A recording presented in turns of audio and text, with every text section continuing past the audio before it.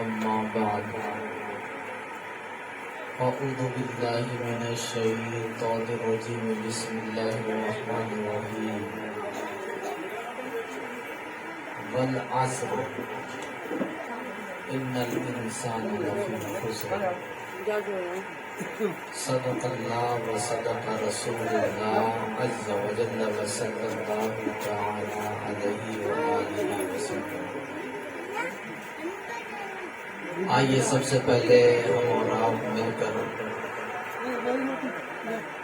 اللہ کے محبوب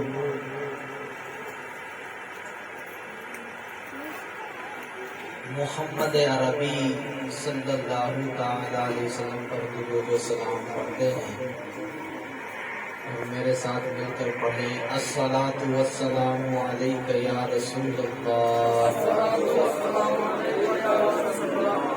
وعلى آلك وأصحابك يا حبيب الله۔ الصلاة والسلام عليك يا نبي الله وعلى آلك وأصحابك يا نور الله۔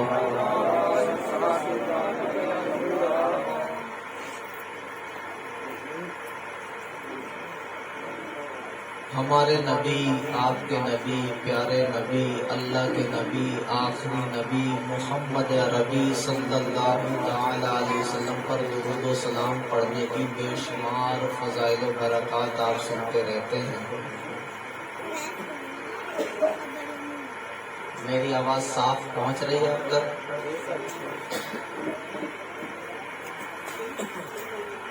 یہ کھر کھر کی آواز کہاں سے آ رہی ہے؟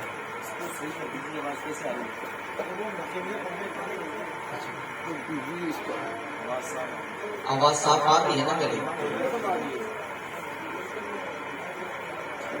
تو درود پاک کی بے شمار فضائل و برکات ہیں، آپ سنتے بھی رہتے ہیں، لیکن آج ایک فضیلت میں آپ کے سامنے رکھوں گا، شاید آپ نے سنا ہو لیکن اس کے پیچھے جو راز پوشیدہ ہے اس پر آپ کی توجہ نہیں گئی ہوگی۔ ہمارے نبی علیہ الصلوۃ والسلام کا فرمانے عالی شان ہے کہ جو بندے مومن مجھ پر ایک مرتبہ درود پاک پڑھتا ہے، اللہ تعالی اس کے نام اعمال میں 10 نیکیاں لکھ دیتا ہے، اور اس کے 10 گناہ مٹا دیتا ہے، اور اس کے 10 درجات بلند فرماتا ہے۔ ہم نے ایک مرتبہ درود پاک پڑھا اور ہمیں درود پاک پڑھنے کا ثواب، پڑھنے کا بدلہ کتنے ملے؟ 3 ملے۔ ایک تو 10 نیکیاں ملی، دوسرا 10 گناہ معاف ہوئے، تیسرا 10 درجے بلند ہوئے۔ ہم نے ایک کام کیا، اللہ تعالیٰ نے ہمیں 3 چیزیں عطا کی۔ پیارے اور محترم اسلامی بھائیوں، ہم کاروبار کرتے ہیں، کسی کے یہاں نوکری یا مزدوری کرتے ہیں، تو ہمیں تنخواہ اتنی ہی ملتی ہے جتنی ہم نوکری کرتے ہیں، جتنا ہمارا طے ہوتا ہے اتنا ملتا ہے، اس سے زیادہ نہیں ملتا ہے۔ کم تو مل سکتا ہے لیکن سیٹھ زیادہ نہیں دیتا۔ اپنی خود کی دکان ہے تو اس کی بھی ایک لمٹ ہے کہ بندہ روزانہ اتنا کمائے گا۔ کوئی کہے کہ میں ایک دن میں کروڑ پتی بن جاؤں، نہیں بن سکتا۔ تو بندے کی ایک حد ہوتی ہے، ایک لمٹ ہوتی ہے، لیکن رب کائنات کی رحمت دیکھیے، ہم نے نبی پر ایک مرتبہ درود پاک پڑھا، اللہ تعالیٰ نے درود پاک کی برکت سے ہمیں 3 فضیلتیں عطا فرمائی، اور ان 3 فضیلتوں میں بھی دیکھیے کہ ایک نیکی نہیں ملی بلکہ 10 نیکیاں ملی، 10 گناہ معاف ہوئے اور 10 درجات بلند ہوئے۔ تو یوں کہہ لیجیے کہ ہمیں 30 ایک مرتبہ درود پاک پڑھنے کی برکت سے 30 چیزیں مل گئی. وہ 3 چیزیں نہیں ہیں بلکہ 30 چیزیں ہیں. اچھا پھر اس میں یہ غور کیجئے کہ نبی علیہ الصلوۃ والسلام نے فرمایا کہ جو مجھ پر درود پاک پڑھتا ہے اس کو 10 نیکیاں ملتی ہیں، اس کے 10 گناہ معاف ہوتے ہیں، 10 درجے بلند کیے جاتے ہیں. تو یہ ترتیب کیوں رکھی؟ اس کا الٹا کر دیا جاتا کہ جو ایک مرتبہ درود پاک پڑھے گا اس کے 10 گناہ معاف ہوں گے سب سے پہلے، پھر 10 نیکیاں ملیں گی، پھر 10 درجے بلند ہوں گے. ایسا نہیں فرمایا. یا یوں کہہ دیا جاتا کہ جو ایک مرتبہ درود پاک پڑھے گا اس کے 10 درجات بلند ہوں گے، 10 نیکیاں ملیں گی اور 10 گناہ معاف ہوں گے. یوں بیان کر دیا جاتا. سمجھ میں آ رہا ہے نا؟ لیکن سرکار نے کیا فرمایا؟ نیکیوں کے ملنے کا بیان پہلے ارشاد فرمایا، پھر گناہ مٹنے کا اور پھر جنت میں درجات بلند ہونے کا. اس میں کیا حکمت ہے؟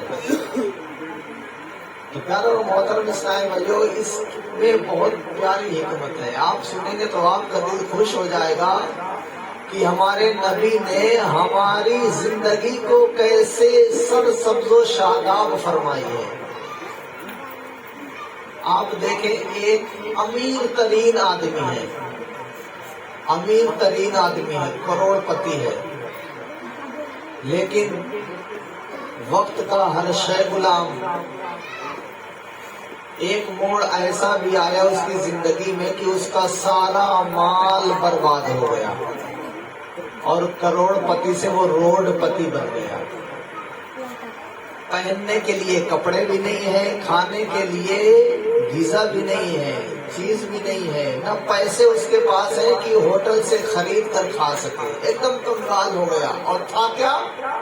کروڑ پتی تھا. لیکن زمانے کی مات اس پر ایسی پڑے کہ کروڑ پتی سے روڈ پتی بن گیا. اب بتائیے وہ کنگال آدمی کو سب سے پہلے ٹینشن کیا ہوگی؟ اس کے ذہن اور اس کے دماغ میں، دل میں جو بات آئے گی وہ بات کون سی آئے گی کہ میرا وہ مال جو کروڑوں روپیہ ڈوب گیا ہے وہ مل جائے.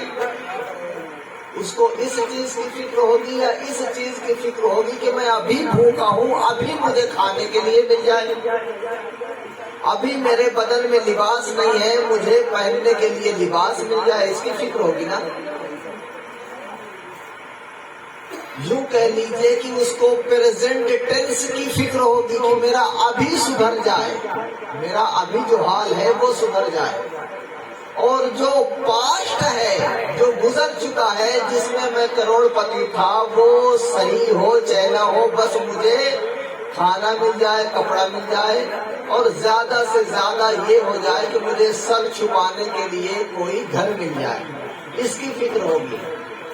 اچھا، جب اس کا یہ پریزنٹ ٹینس بہتر کر دیا جائے، اس کو کھانا بھی دے دیا جائے، لباس بھی دے دیا جائے، مکان بھی دے دیا جائے، تو یہ ساری خواہش جب اس کی پوری ہو گئی تو پھر اس کے بعد اس کے دل میں ترنت خیال آئے گا کہ یار میں کروڑ پتی تھا، وہ میرا ڈوبا ہوا مال مل جاتا تو بہت اچھا رہتا. جب آدمی کا پیٹ بھر گیا تو اب گزرے ہوئے دنوں کی یاد ستانے لگی. کاش وہ میرا کاروبار پھر سے چنگا ہو جائے، کاش وہ عزت و وقار مجھے پھر سے مل جائے. اچھا چلو، اس کو مکان بھی مل گیا، کھانا بھی مل گیا، لباس بھی مل گیا، وہ جو کروڑوں روپیہ ڈوبا ہوا تھا وہ بھی مل گیا. اب اس کو کس چیز کی فکر ہوگی؟ اب آنے والے زمانے کی فکر ہوگی کہ اب مجھے کس انداز سے اپنی زندگی کو گزارنا ہے تاکہ میں دوبارہ کنگال ہونے سے بچ جاؤں، دوبارہ کنگال نہ ہونے پاؤں. اس کی فکر ہوگی، یعنی آنے والے زمانے کی فکر ہوگی. تو پیارے اور محترم اسلام بھائیو، دنیا کا یہ نظام ہے کہ بندہ سب سے پہلے اپنے حال کو درست کرتا ہے. اپنے پریزنٹ ٹینس کو درست کرتا ہے. جب پریزنٹ ٹینس درست ہو جاتا ہے تو پاسٹ ٹینس کی بات کرتا ہے, گزرے ہوئے زمانے کی فکر کرتا ہے. اور جب حال اور گزرا ہوا زمانہ دونوں صحیح ہو جاتا ہے تو پھر آنے والے زمانے یعنی فیوچر کے بارے میں سوچتا ہے. اب ایک انسان, ایک آدمی کی جو سوچ ہوتی ہے, جو فکر ہوتی ہے, اس کو سامنے رکھیے. پھر یہ حدیث پاک سنیے. نبی نے فرمایا جو مجھ پر ایک مرتبہ درود پاک پڑھے گا اس کو 10 نیکی ملے گی. سرکار نے ملنے کی بات پہلے کی کہ اس کو 10 نیکی ابھی ملیں گی. پھر کیا فرمایا کہ اس کے 10 گناہ جو پیچھے کل گناہ کیے تھے, گزرے ہوئے زمانے میں گناہ کیے تھے, وہ 10 گناہ مٹ جائیں گے. یعنی سرکار نے پریزنٹ ٹینس کی بات پہلے فرمائی, پھر پاسٹ کی فرمائی. اچھا, جب 10 نیکیاں بھی مل گئیں اور 10 گناہ بھی معاف ہو گئے تو پھر مستقبل یعنی فیوچر کی بات کی کہ جب تم جنت میں جاؤ گے تو جنت میں تمہارے 10 درجات بلند ہو جائیں گے. ایک مرتبہ پیارا اور محترم اسلام بھائیو, نبی پر ہم نے درود پڑھا, ہمارا پریزنٹ بھی درست ہو گیا, ہمارا پاسٹ بھی درست ہو گیا, فیوچر بھی درست ہو گیا. کیسے نبی ہم کو ملے ہیں, ہم کو ناز کرنا چاہیے. شاعر کہتا ہے دل میں فخر کا دریچہ باز کرنا چاہیے, جن کا تو آقا ہے ان کو ناز کرنا چاہیے. پیارے صاحب بھائیو, ہمیں ایسے نبی ملے, ہمیں ایسے نبی ملے کہ ہمیں ان نبی پر ناز کرنا چاہیے. اور شاعر دوسرے مقام پر کہتا ہے ہم اپنا انداز زمانے سے جدا رکھتے ہیں, ہم اپنا انداز زمانے سے جدا رکھتے ہیں کیونکہ ہم محبوب بھی محبوب خدا رکھتے ہیں. ہمارا نبی وہ ہے, ہمارا محبوب وہ ہے جو اللہ کا بھی محبوب ہے. کسی امت کو اللہ تعالیٰ نے موسیٰ علیہ السلام جیسا نبی دیا, کسی کو عیسیٰ علیہ السلام جیسا نبی دیا. عیسیٰ علیہ السلام اللہ کے روح اللہ ہیں لیکن محبوب نہیں ہے, حبیب نہیں ہے. صحابہ کرام مسجد نبوی میں بیٹھ کر تذکرہ کر رہے تھے, نبی علیہ السلام پاس میں کھڑے ہو کر سننے لگے تو کسی صحابی نے کہا صاحب واہ واہ, حضرت آدم کی کیا شان ہے, جن کو اللہ تعالیٰ نے اپنے دستے قدرت سے بنایا اور پھر اپنی چنی ہوئی روح ان میں ڈالی اور فرشتوں کو سجدہ کرنے کا حکم دیا. واہ بھائی واہ, حضرت آدم کا مرتبہ تو بہت بلند ہے. دوسرے صحابی کہنے لگے بات سنتے ہو, حضرت ابراہیم کی شان بھی بہت بلند و بالا ہے کہ جن کو کفار نے جلتی آگ میں ڈالا لیکن اللہ تعالیٰ نے ان کے لیے آگ کو گلے گلزار فرما دیا. جنہوں نے اللہ کی رضا کے لیے اپنے بیٹے کی گردن پر چھری رکھی لیکن رب نے اس کے فدیے میں جنت سے مینڈھا بھیج دیا, ان کی کتنی بڑی شان ہے. تیسرے صحابی کھڑے ہوئے, کہا کہ موسیٰ علیہ السلام کی شان بھی کیا عظیم و شان ہے جن سے رب نے کلام فرمایا. ہمارے نبی, آپ کے نبی صحابہ کرام کی یہ گفتگو, یہ بات سماعت فرما رہے تھے, سن رہے تھے. سرکار صحابہ پر ظاہر ہو گئے اور ارشاد فرمایا صحابہ تم نے جو گفتگو کی اس کو میں نے سن لیا اور تمہارے تعجب کرنے کے انداز کو بھی ملاحظہ فرمایا اور دیکھا. سنو, آدم اللہ کے صفی ہیں, یقیناً وہ صفی ہے. ابراہیم اللہ کے خلیل ہیں, یقیناً وہ خلیل ہیں. حضرت موسیٰ اللہ کے کلیم ہیں, یقیناً کلیم ہیں. عیسیٰ اللہ کے روح اللہ ہے, یقیناً روح اللہ ہے. لیکن سن لو, انا حبیب اللہ, میں اللہ کا حبیب ہوں. مفتی احمد یار خان علی رحمت المنان فرماتے ہیں کہ کلیم اور حبیب میں، روح اللہ اور حبیب اللہ میں، خلیل اللہ اور حبیب اللہ میں فرق یہ ہے کہ وہ دور دور کے ساتھی ہیں، لیکن ہمارے محبوب، ہمارے نبی اللہ تعالیٰ کے قریبی ساتھی ہیں۔ اللہ تعالیٰ نے دنیا میں جیتی جاگتی آنکھوں سے اپنا دیدار کا شرف کسی کو نہیں عطا فرمایا، وہ صرف ہمارے نبی کی ذات ہے کہ اللہ تعالیٰ نے ہمارے نبی کو معراج کی رات اپنا دیدار عطا فرمایا۔ پیارا محترم اسلام بھائیو، ہم اور آپ جس نبی کی امت میں ہیں وہ نبی بہت ہی عظیم الشان ہیں۔ کیا ہے؟ عظیم الشان ہے۔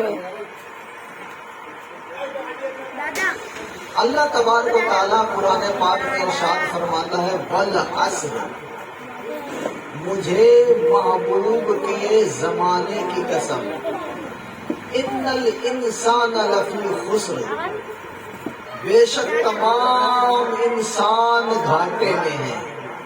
اللہ نے کیا فرمایا؟ دنیا کے تمام انسان گھاٹے میں ہیں، الا الذین آمنوا وعملوا الصالحات، ہاں وہ جو ایمان والے ہیں اور جو نیک عمل کرنے والے ہیں وہ گھاٹے میں نہیں ہیں۔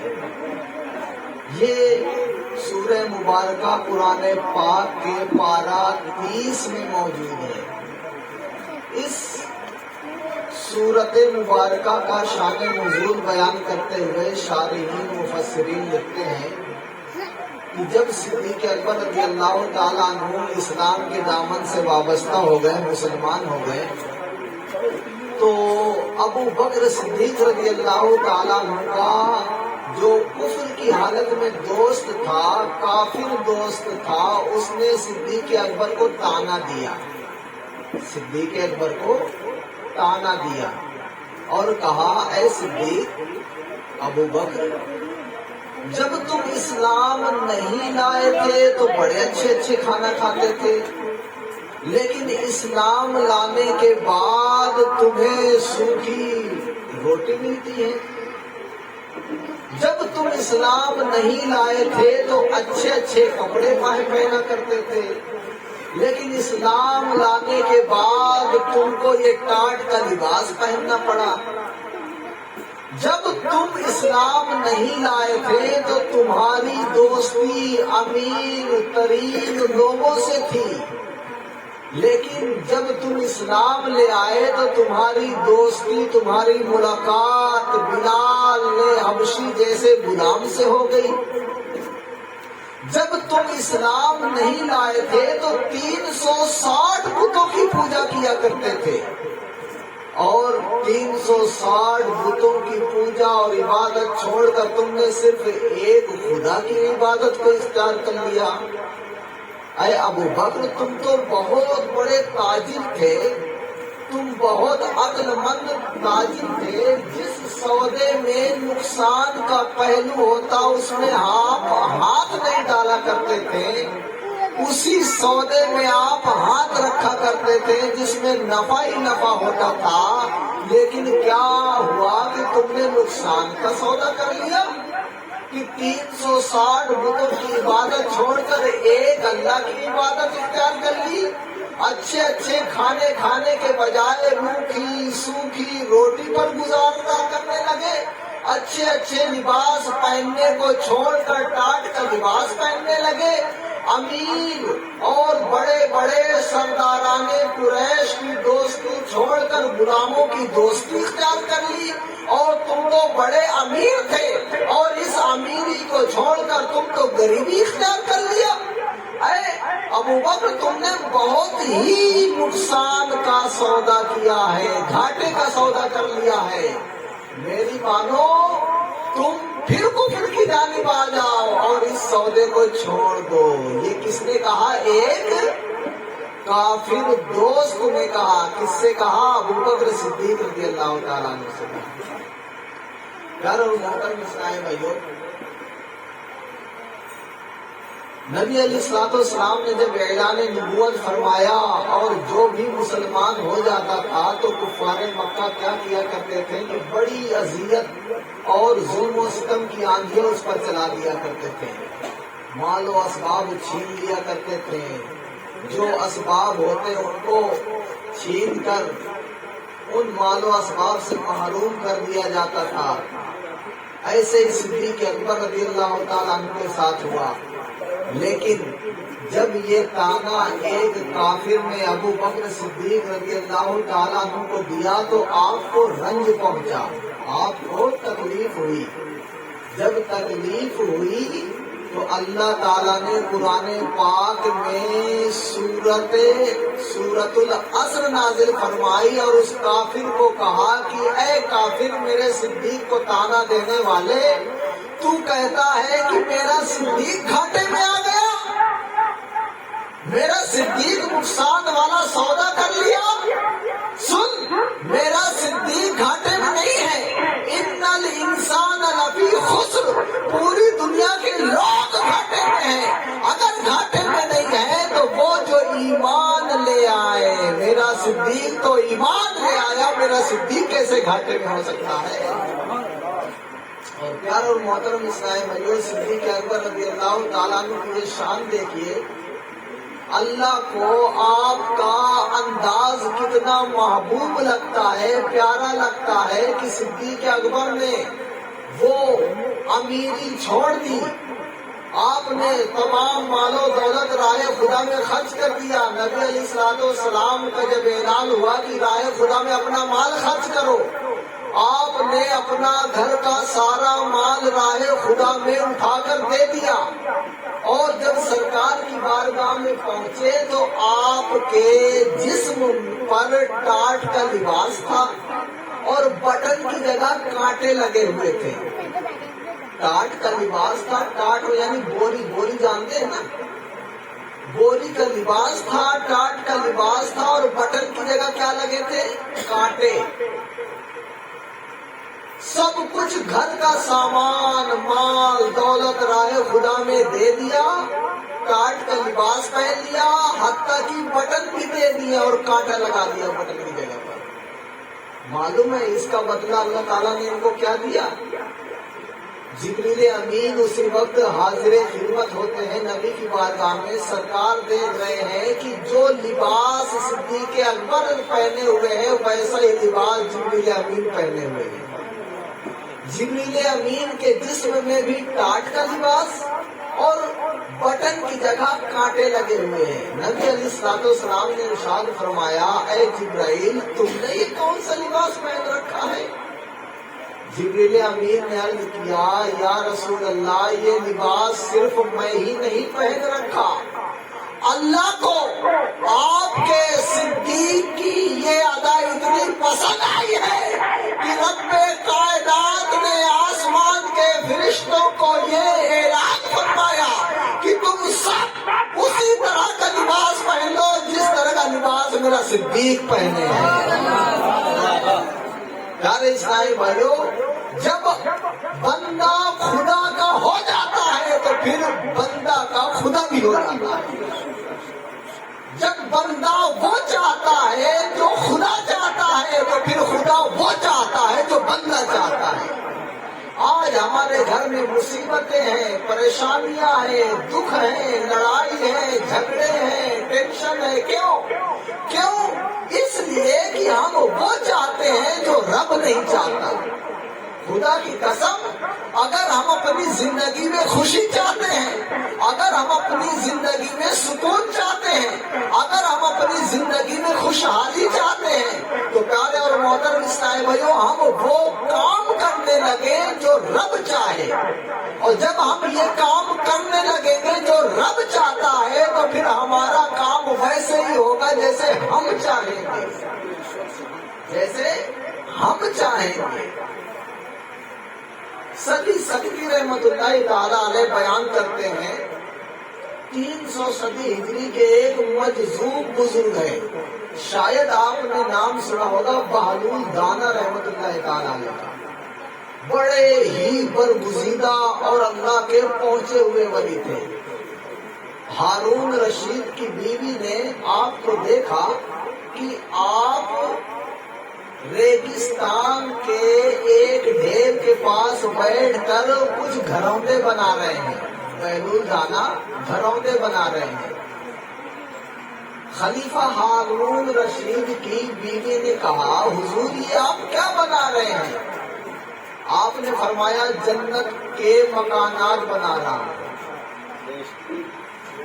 ہارون رشید کی بیوی نے کہا حضور کیا آپ اس جنت کے مکان کو بیچیں گے بھی؟ فرمایا ہاں بیچوں گا۔ تو کہا کتنے کا؟ کہا اتنے درہم کا، مثال کے طور پر 10 درہم کا۔ ہارون رشید کی بیوی نے 10 درہم دیے بیلول دانا کو اور کہا کہ ٹھیک ہے مجھے جنت میں مکان دے دیجیے۔ بیلول دانا نے رحمت اللہ تعالی علیہ نے 10 درہم لیے اور گھروندہ بنا کر کہا کہ یہ تمہارا ہے اور اس کو برابر کر دیا۔ ہارون رشید کی یہ بیوی جب محل میں گئی اور شام ہوئی، ہارون رشید جو خلیفہ تھا اس وقت کا وہ آیا تو اس سے ان کی بیوی نے کہنے لگی کہ میں نے آج ایک عجیب سودا کیا ہے۔ انہوں نے کہا کون سا سودا؟ بیوی نے کہا کہ میں 10 درہم میں جنت کا مکان خرید لیا ہے۔ ہارون رشید نے سن کر کہا اور مسکراتے ہوئے کہا 10 دینار میں کہیں جنت کا مکان ملتا ہے؟ تم کو کسی نے بے وقوف بنا دیا ہوگا۔ اس بیوی نے کہا نہیں بے وقوف نہیں، میں نے اللہ کے ولی سے سودا کیا ہے اور یہ سودا جھوٹا نہیں ہو سکتا۔ میں آپ کو یہ بیان کرنا چاہتا ہوں کہ بہلول دانا کتنے اللہ کے بڑے ولی ہیں، پھر ان کا جو کلام ہے نا پھر وہ میں بیان کروں گا۔ چنانچہ بات ہوتی رہی، رات گزرتی گئی، دونوں لیٹے، اتفاق کی بات کی خلیفہ ہارون رشید کو رات میں خواب دکھایا گیا۔ کیا دکھایا گیا کہ میدان محشر سجا ہے، اس کے بعد سارے لوگ جنت میں جا رہے ہیں، یہ بھی جنت میں داخل ہوا، دیکھا کہ میری بیوی کا نام لکھا ہوا ہے۔ یہ اپنی بیوی کا نام اس محل میں دیکھ کر محل میں داخل ہونے کی کوشش کی تو وہاں کے دربانوں نے روک دیا، خبردار کدھر جا رہے ہو؟ اس نے کہا مکان میری بیوی کا ہے، میں اس کا شوہر ہوں، میں اس میں اندر جانا چاہتا ہوں۔ دربانوں نے کہا خبردار، یہ جس کا مکان ہے وہی داخل ہوگا، دوسرا داخل نہیں ہو سکتا۔ یہ دنیا میں ہوتا ہوگا کہ بیوی کا مکان ہے تو شوہر بھی جا سکتا ہے، لیکن یہاں تو وہی جا سکتا ہے جس کا مکان ہے۔ ہارون رشید کی اسی وقت آنکھ کھل گئی، وہ تو گھبرا گیا اور دل سے اعتقاد اور سچا جاننے لگا کہ یقیناً جو میری بیوی نے جنت کا سودا کیا ہے وہ پکا سودا کیا ہے۔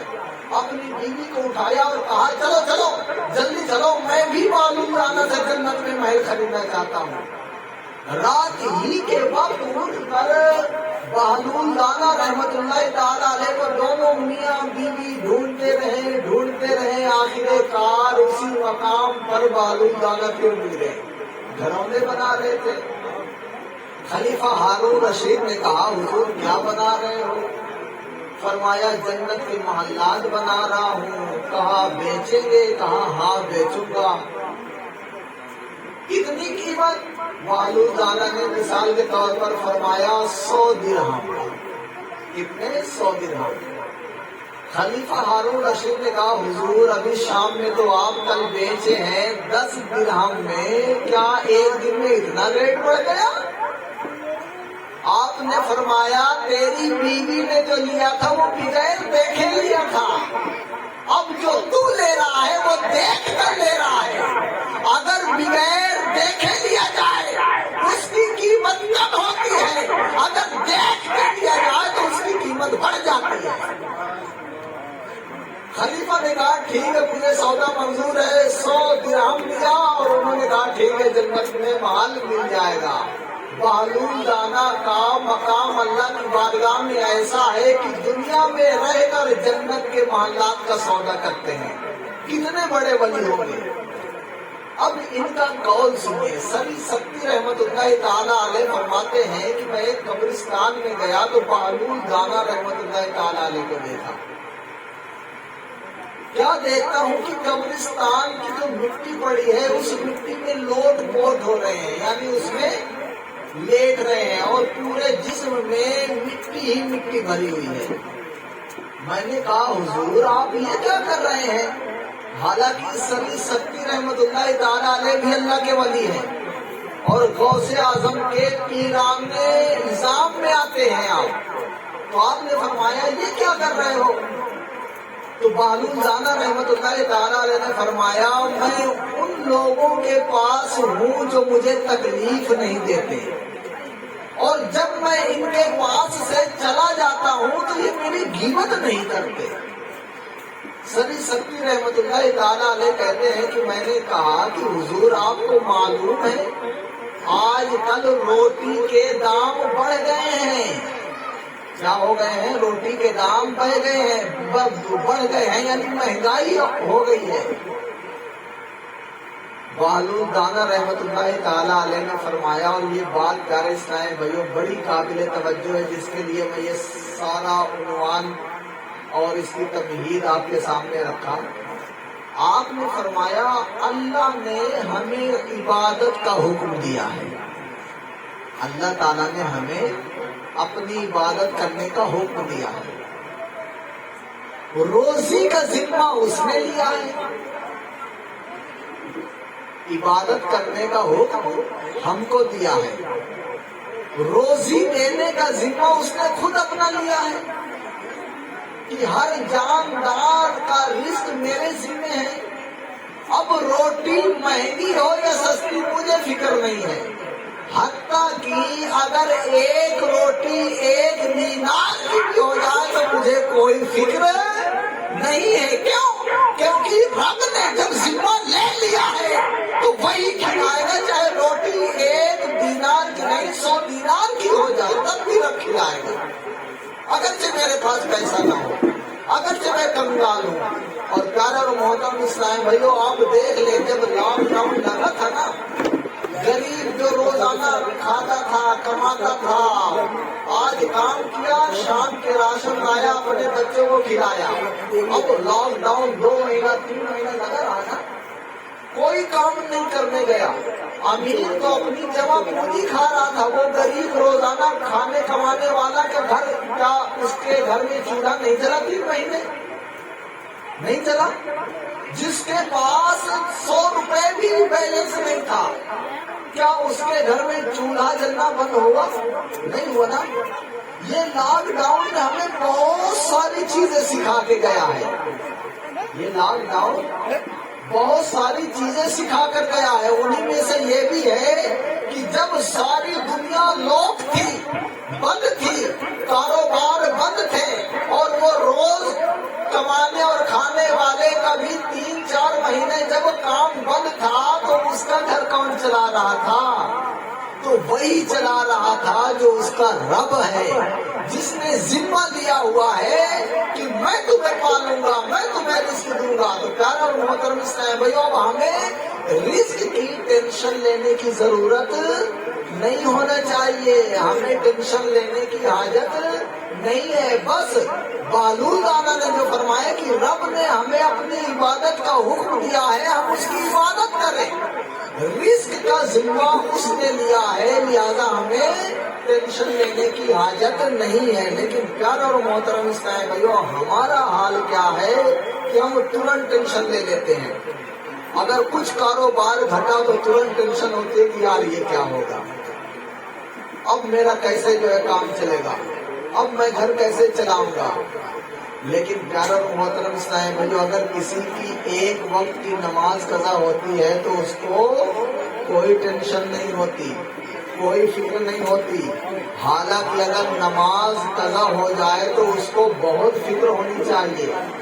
اچھا یہ بتائیے کہ نماز ہمارے نبی کے آنکھوں کی ٹھنڈک ہے نا.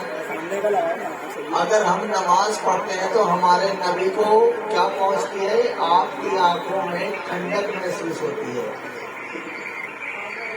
کوئی ایک آدمی ہے، اس کا اس کی شادی ہوئی، 20-25 سال تک اس کی کوئی اولاد نہیں ہوئی، 20-25 سال کے بعد اکلوتا اس کے لڑکا ہوا۔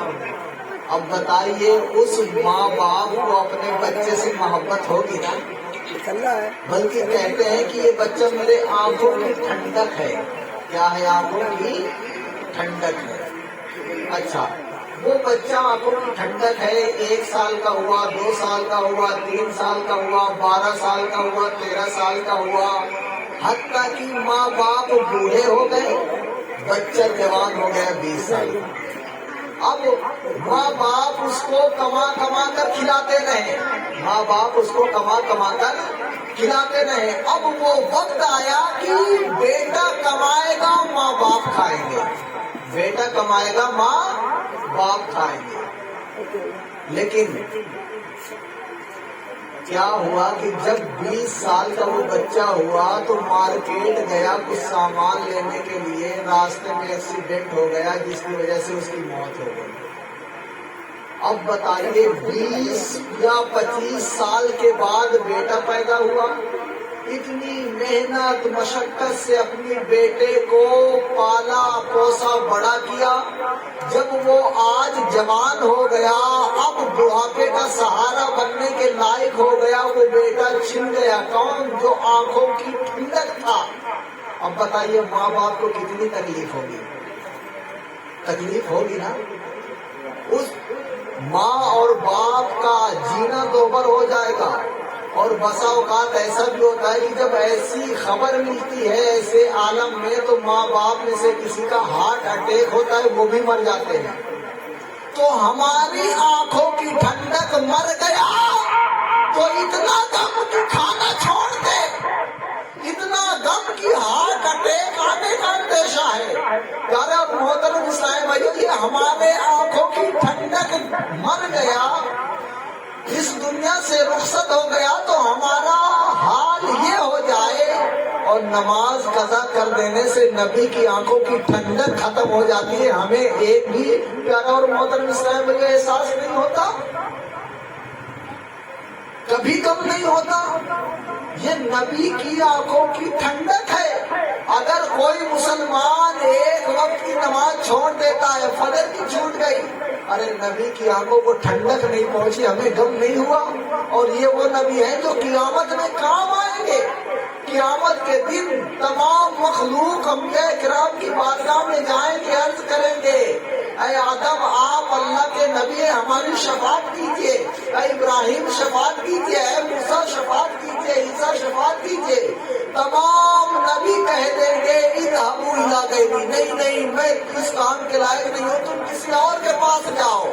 جب ہمارے نبی کے پاس آئیں گے تو ہمارے نبی فرمائیں گے انا لہا، آؤ میں تمہاری شفاعت کروں گا۔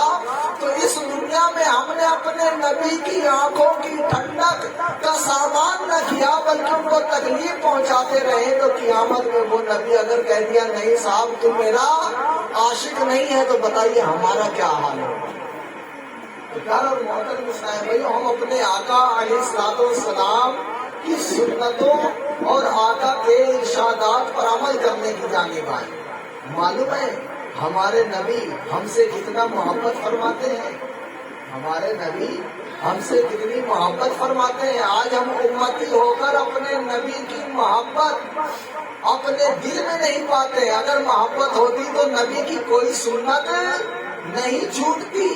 نبی علیہ الصلوۃ والسلام کا ارشاد سنیے، آپ فرماتے ہیں میرا دل چاہتا ہے، میرا دل چاہتا ہے کہ میں ہر نماز میں مسواک کو لازم کر دوں، کہ جب بھی کوئی نماز پڑھے تو مسواک کیا کرے، لیکن میں اپنی امت کے بارے میں سوچتا ہوں کہ کہیں میری امت مشقت میں نہ پڑ جائے، اس لیے میں مسواک لازم نہیں کرتا۔ تو ہمارے نبی ہم سے اتنی محبت فرمائے کہ مسواک کو ہمارے لیے لازم و ضروری نہیں قرار دیا، اور آج ہم ہیں کہ انہیں نبی کی سنتوں کو پامال کر رہے ہیں۔ تو پیارے صاحب جو نیت کیجئے کہ انشاءاللہ ہم اپنے نبی کے عشق میں محو ہو کر آپ کی سنتوں پر عمل کریں۔ الحمدللہ دعوت اسلامی کا مدنی ماحول ہمیں یہی سکھا رہا ہے کہ ہم نبی کی سنتوں پر عمل کریں، نبی کی سنتوں پر عمل کریں۔ اچھا، نبی کی سنتوں پر عمل کرنے کی برکت کیا ہے؟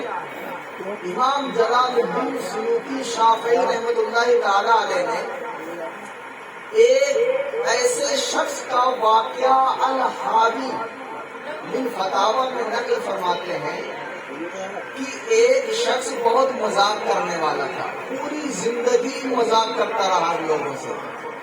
جب اس کے انتقال کا وقت آیا تو اپنے ساتھیوں سے کہنے لگا کہ جب میرا انتقال ہو جائے اور مجھے دفن کرنے لگو تو میرے داڑھی پر آٹا چھڑک دینا، میری داڑھی پر کیا چھڑک دینا؟ آٹا۔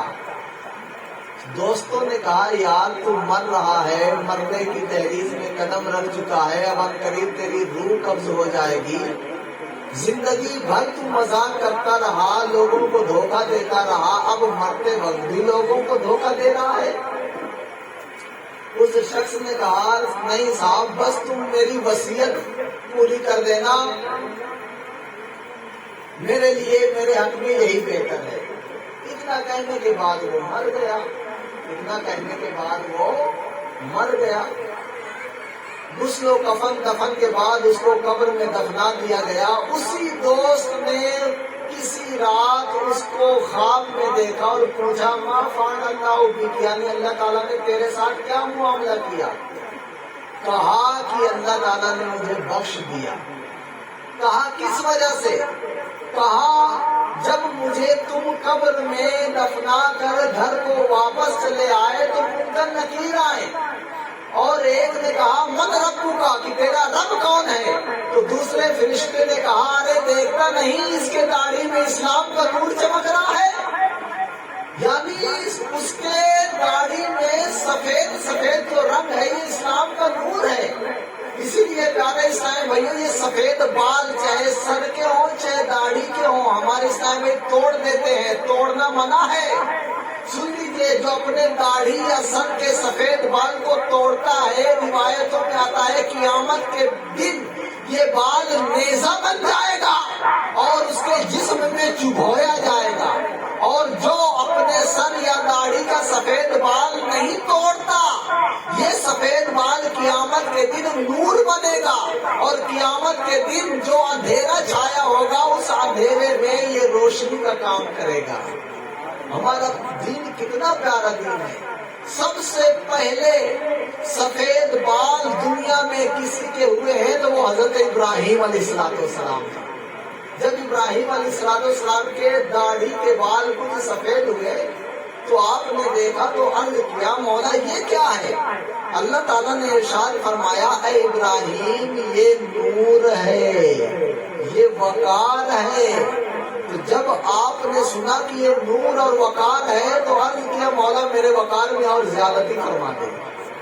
اور ہمارے داڑھی میں اگر دو چار بال ہو جائے تو ہم تو ترنت ڈائی کر لیتے ہیں یا تو ان کو اکھاڑ لیتے ہیں، کیوں؟ لوگ بوڑھا نہ کہنے لگے، لوگ بوڑھا نہ کہنے لگے۔ ارے بوڑھا نہ کہنے لگے تو کیا آپ جوان ہو جائیں گے وہ بال توڑ کر؟ اور قیامت کے دن یہی نیزہ بن کے جب چبھویا جائے گا تو پیارے اسلام بھائیوں کیسی بیتے گی ہمیں۔ تو ہمارا اسلام کتنا پاک اور صاف ہے کہ ہمیں ہر چیز کی رہنمائی عطا کرتا ہے۔ اور آخری بات پیارے اور محترم اسلام بھائیوں، میں پھر دوسرے کے سکتے میں عرض کروں کہ آج ہمارے ہر گھر میں لڑائی جھگڑا ہے، ہر گھر میں لڑائی جھگڑا ہے۔ سب سے بڑی جو ٹینشن ہے نا وہ لڑائی جھگڑے سے ہوتی ہے، لڑائی جھگڑے سے ہوتی ہے۔ اگر گھر کے لڑائی جھگڑے بند ہو جائیں، آپس میں پیار محبت کا سما ہو جائے نا تو پھر عبادت کرنے میں بھی لطف آئے گا، زندگی جینے میں بھی لطف آئے گا۔ لیکن کیا کمی ہے کہ ہمارے گھر میں لڑائی جھگڑا، بھائی بھائی سے لڑ رہا ہے، دیورانی جیٹھانی سے لڑ رہی ہے، ساس بہو سے لڑ رہی ہے، بھائی بہن سے لڑ رہا ہے، چچا بھتیجے سے لڑ رہا ہے، اور ایک پڑوسی دوسرے پڑوسی سے لڑ رہا ہے۔ سبب کیا ہے؟ کچھ نہیں، چھوٹے چھوٹے اسباب ہیں. اس نے میرے دروازے پہ کوڑا ڈال دیا تھا، کیا میرا ہی دروازہ ملا تھا؟ ارے بھائی ڈال دیا نا تو کوئی بات نہیں، تھوڑا صاف کر دو. آپ بھی صاف کر دو گے تو کیا کوئی شان گھٹ جائے گی؟ نہیں گھٹے گی نا. بلکہ روایتوں میں آیا کہ جو مسلمانوں کا خادم ہوتا ہے تو خادم خدمت کر کے مخدوم بنتا ہے. خادم خدمت کر کے مخدوم بنتا ہے. تو یہ اگر ہم نے کوڑے کو ہٹا دیا تو یہ خدمت کرنا تو ہمیں ایک درجہ اونچا کر دے گا. اور ہمارا یہ اسلام کہتا ہے کہ جو کسی کی مصیبت کو دور کرے گا اللہ تعالیٰ اس کی مصیبت کو دور کرے گا. جو کسی کی دنیا میں مدد کرے گا اللہ تعالیٰ اس وقت مدد کرے گا جس وقت اس کا کوئی مدد کرنے والا نہیں ہوگا. ہمارا اسلام کتنا پیارا دین ہے، سلامتی والا دین ہے کہ اگر ہمارے اسلام کے اصول غیر بھی دیکھ لینا تو وہ اسلام کے دامن میں آ جائے. لیکن آج کمی کیا ہے پیارے اور محترم اسلامیوں کہ ہم نے ہی اپنے اسلام کے دامن کو چھوڑ رکھا ہے. ہمارا اسلام کتنا پیارا اسلام ہے کہ اس کا نام ہی اسلام ہے. آپ کسی بھی مذہب یا کسی بھی دین کا نام دیکھیں اس کے معنی میں بہت فرق ملے گا. لیکن ہمارا جو مذہب، ہمارا جو دین ہے وہ اسلام ہے، اور اسلام کا معنی ہے سلامتی والا دین. اور جو مسلمان ہو جاتا ہے وہ دنیا میں بھی مصیبت غم سے دور ہو جاتا ہے، سلامتی پا جاتا ہے، اور آخرت میں بھی سلامتی پا کر جنت کا حقدار بن جاتا ہے. اور محترم اسلامی بھائیوں، ہم اپنے گھر سے لڑائی جھگڑا ختم کریں. اب یہ لڑائی جھگڑا ختم کیسے ہوگا؟ ختم ایسے ہوگا کہ جب ہم بزرگان دین رحمہ اللہ المبین کی سیرت کو پڑھیں گے، ان کے واقعات کو پڑھیں گے. جب واقعات پڑھیں گے تو پھر ہمیں سوجھ بوجھ آئے گی، پتہ چلے گا کہ یار ہمیں اپنی زندگی کیسے گزارنی چاہیے. میں آپ کے سامنے ایک واقعہ رکھوں گا. دو دوست تھے. ایک اسکول میں پڑھے.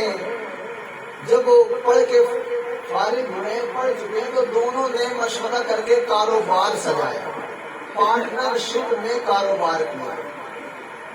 کافی سال تک ان کا کاروبار چلتا رہا. لیکن جب حساب و کتاب ہوتا ہے تو کچھ اونچ نیچ ہو ہی جاتی ہے. ایک نے کہا کہ یار تو نے جو حساب کیا ہے نا وہ غلط ہے، تیرے پاس جو مال پہنچا ہے وہ زیادہ پہنچا ہے، مجھے تو نے کم دیا ہے. اس نے کہا نہیں یار میں نے پورا مال دیا ہے، آدھا اپنے پاس رکھا ہوں، آدھا تجھے دیا ہوں. لیکن تو میں ہوتی رہی، حتیٰ کہ دونوں میں اچھی خاصی لڑائی ہو گئی. جب کاروبار ساتھ میں کر رہے تھے تو پاس میں اپنا مکان بنوایا تھا.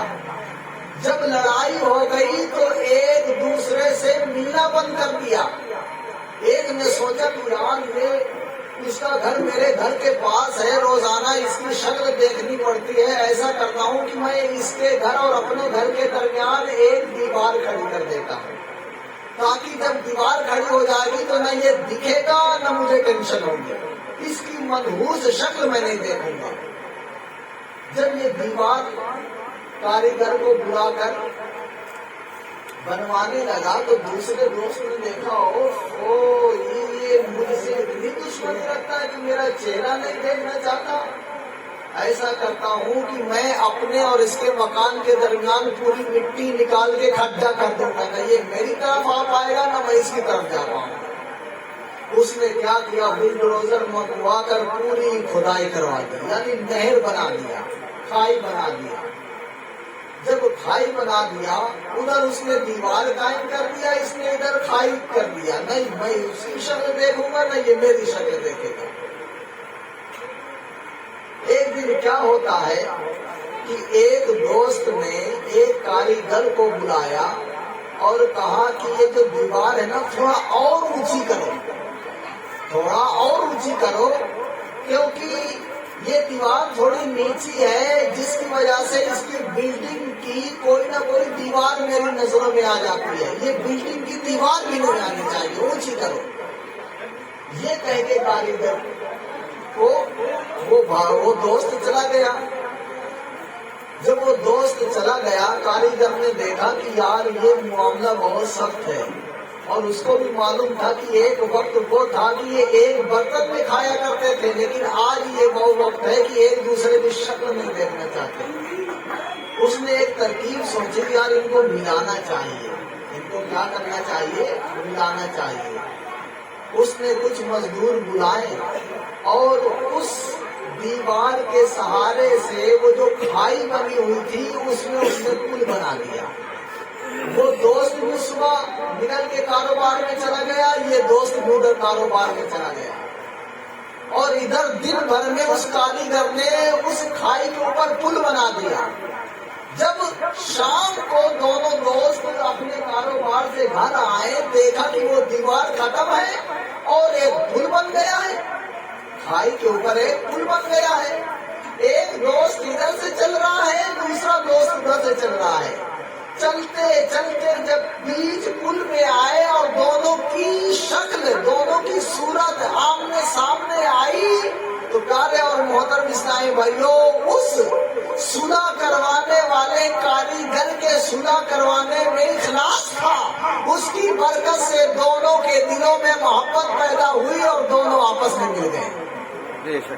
تو پیارے اور محترم اسلامی بھائیوں، اس واقعے سے ہمیں درس ملتا ہے کہ اگر لڑائی ہو جائے تو یہ نہ سوچے کہ یار میں اس کا صورت نہیں دیکھوں گا، میں اس کی شکل نہیں دیکھوں گا۔ اگر لڑائی ہو جائے، یہ انسانی معاملات میں ایسے ہوتے ہیں، لیکن کبھی بیٹھ کر مشورہ کریں، انشاءاللہ حل نکل آئے گا۔ حل کیوں نہیں نکلتا؟ وہ لڑائی سال 2 سال تک چلتی رہتی ہے، اس لیے کہ نہ میں اس کے پاس جانا پسند کرتا ہوں، نہ وہ میرے پاس جانا پسند کرتا ہے۔ اگر ہم دونوں مل کر بیٹھ جائیں اور تھوڑی سی محبت سے باتیں کریں نا، وہ لڑائی ایک دم ختم ہو جائے گی۔ دو بھائی جو جانی دشمن بنے ہوئے تھے وہ دوست بن جائیں گے، وہ دو پڑوسی جو جانی دشمن بن گئے تھے وہ دوست بن جائیں گے۔ لیکن شرط کیا ہے؟ ہم آپس میں بات تو کریں۔ ہم کہنے میں لگ جاتے ہیں، ارے سنتے ہو تمہارا پڑوسی جو تمہیں گالی دے رہا تھا، اچھا، ارے بڑا بدتمیز ہے، اس کے ساتھ میں نے کتنے احسانات کیے ہیں، لیکن وہ تو مجھے گالی ہی دیتا رہتا ہے، اب میں اس کو سبق سکھاؤں گا۔ کبھی ہمیں توفیق نہیں ہوئی کہ اس پڑوسی سے پوچھے، بھیا تم نے مجھے گالی دیا بھی ہے کہ نہیں دیا، گالی دیا بھی ہے یا نہیں دیا؟ حالانکہ وہ گالی نہیں دیا ہوتا، وہ بیچ میں جو بتانے والا ہوتا ہے وہ آپس میں لڑائی کروا رہا ہوتا ہے۔ اور ایسے لوگ یہ چغل خور ہوتے ہیں، اور چغل خور یہ محبت چوری کرتے ہیں۔ مال کا چور تو مال چراتا ہے، یہ چغل خور محبت چراتے ہیں، اور ایسی محبت چراتے ہیں کہ دو گھر کو ملنے سے آڑ بن جاتے ہیں، دو گھر میں نفرت پیدا کر دیتے ہیں۔ امیر علیہ سنت نے غیبت کی تباہ کاریہ میں ایک بڑا پیارا واقعہ لکھا ہے کہ ایک بازار میں ایک شخص غلام بیچ رہا تھا۔ غلام خرید لو، غلام خرید لو، بڑا سستا غلام ہے، 1 درہم کا غلام ہے، 1 درہم کا غلام ہے۔ ایک آدمی نے سنا تو کہا یار کتنا سستا غلام مل رہا ہے، چلو لے لیتے ہیں۔ جب قریب گیا، 1 درہم کا غلام بیچ رہے ہو؟ جی ہاں 1 درہم کا بیچ رہا ہوں، لیکن سنو اس میں ایک عیب بھی ہے۔ اس نے کہا کیا عیب ہے؟ بیچنے والے نے کہا کہ یہ چگلی کرنے والا ہے۔ کیا کرنے والا ہے؟ چگلی کرنے والا ہے۔ اس آدمی نے سنا تو کہا کوئی بات نہیں، چگلی کرتا ہے اپنے منہ میں کرے گا، میرا کام تو کر دے گا، میرے گھر کا کام تو کرے گا، اتنا سستا غلام مل رہا ہے، ورنہ کتنے مہنگے غلام ملتے ہیں، سستا غلام مل رہا ہے، چگلی کرے گا، کرتا رہے گا، میرا کیا جاتا، میرا کام کرے گا۔ لہٰذا 1 درہم دیا، غلام کا ہاتھ پکڑا اور گھر لے آیا، غلام سے کام کرواتا رہا۔ کچھ دن گزرنے کے بعد غلام نے جب دیکھا تو اپنی عادت کے مطابق وہ چگلی کرنے لگا، اور ایک دن اپنی مالکہ کے پاس گیا اور کہنے لگا مالکہ صاحبہ کیا آپ کو پتا ہے؟ مالکہ صاحبہ نے کہا کیا؟ کہا کہ وہ بات کہنے میں بڑی شرم آتی ہے، لیکن کیا کروں، آپ کی زندگی کا سوال ہے، کہنا ہی پڑے گا۔ تو اس نے کہا بتا کیا بات ہے؟ اس نے کہا جو میرا آقا، جو آپ کا شوہر ہے نا، معلوم ہے وہ کہاں جاتے ہیں؟ کہاں جاتے ہیں؟ وہ تو کام کرنے جاتے ہیں، کاروبار میں جاتے ہیں۔ غلام نے کہا نہیں مالکہ صاحبہ، وہ تو کسی عورت کے پاس جاتے ہیں اور ان قریب آپ کو طلاق دے کر چھوڑ دیں گے اور اس کے ساتھ نکاح کر لیں گے، شادی کر لیں گے۔ اور جب عورت ایسی بات سنتی ہے تو اس کے تو کان کھڑے ہو جاتے ہیں۔ مالکہ نے کہا اوہ ایسی بات ہے غلام؟ غلام نے کہا ہاں مالکہ صاحبہ ایسی بات ہے، بہت ہی جلد وہ وقت آنے والا ہے، آپ کو میرے مالک طلاق دے دیں گے، اپنی اس عاشقہ سے شادی کر کے گھر میں رکھیں گے، اب کیجئے کچھ کیجئے۔ مالکہ نے کہا کہ اے غلام تو ہی بتا میں کیا کروں، میرے تو سمجھ میں نہیں آ رہا، میرے پیروں تلے تو زمین کھسک گئی۔ غلام نے کہا مالکہ صاحبہ گھبرانے کی کوئی بات نہیں ہے، بس اگر آپ ایک کام کر دیں تو میں معاملہ حل کر دوں گا۔ مالکہ نے کہا کہ وہ کیا؟ غلام نے کہا کہ جب مالک سو جائیں تو میرے مالک کے بدھی کے بال تھوڑا سے کاٹ کے مجھے دے دینا، میں منتر شنتر پڑھ کے دے دوں گا، تمہارا بیڑا پار ہو جائے گا۔ میرا آقا پھر آپ سے محبت کرے گا، اس عورت کو چھوڑ دے گا۔ مالکہ نے کہا یہ کیا بڑی بات ہے، میں کل ہی تجھے بال کاٹ کے دے دوں گی۔ ادھر اس غلام نے یہ کہا، ادھر اپنے آقا کے پاس پہنچتا ہے، آقا کیا ہوا غلام؟ ارے آپ نے کچھ دیکھا سنا ہے؟ کیا دیکھا سنا ہے بھیا؟ میرے رب نے مجھے آنکھ دیا ہے، کان دیا ہے، سن تو رہا ہوں، دیکھ تو رہا ہوں۔ نہیں مالک صاحب، غضب ہونے والا ہے۔ کیا ہونے والا ہے بھیا؟ آپ کی جو بیوی ہے اور جو میری مالکہ ہے وہ کسی غیر مرد سے تعلق بنائے ہوئے ہیں۔ کیا کہہ رہا ہے؟ کتنے سال میرے شادی کے ہوئے، ایسا کوئی معاملہ نہیں ہوا، آج تو نے کیا دیکھ لیا؟ تجھے شاید شبہ ہوا ہوگا۔ غلام نے کہا صاحب مجھے شبہ نہیں ہوا، میں غلط نہیں کہہ رہا، اور یہ بھی بات سنو آج آپ کا کام تمام ہونے والا ہے۔ میرا کام تمام ہونے والا ہے؟ ہاں جناب آپ کا کام تمام ہونے والا ہے، آج آپ کو قتل کر دیا جائے گا۔ اچھا مجھے قتل کر دیا جائے گا؟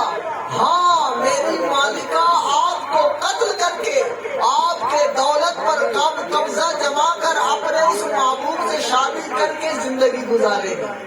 اگر آپ کو یقین نہ ہو تو آج آپ جھوٹ سو جائیے گا اور دیکھنا آج رات آپ پر حملہ ہوگا۔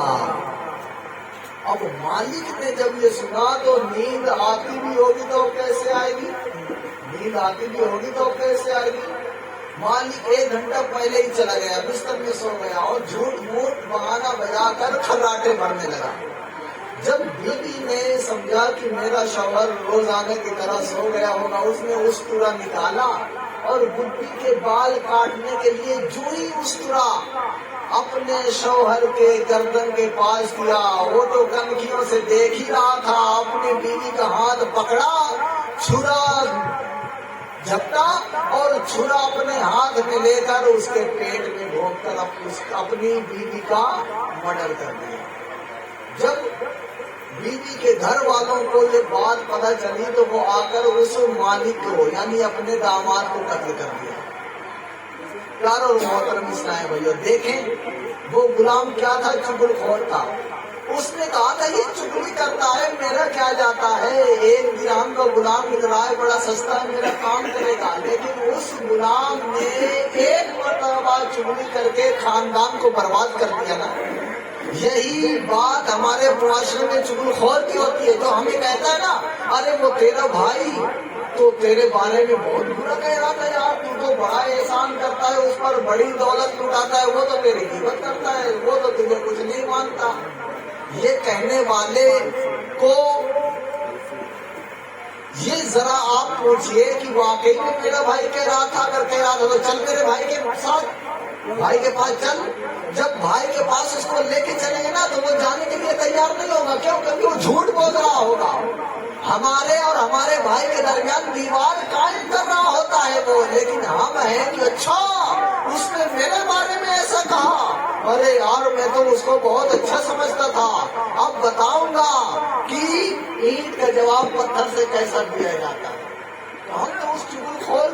پہ لگ جاتے ہیں، اور مل ملا کر جب یہ معاملہ ہوتا ہے تو ہمارے اور اس دوست، ہمارے یا اس بھائی یا ہم میں اور اس پڑوسی کے درمیان جدائی ہو جاتی ہے، لڑائی ہو جاتی ہے۔ پیارے اور محترم صاحب، جب بھی ایسا معاملہ ہو تو ہم حل کی جانب آئیں۔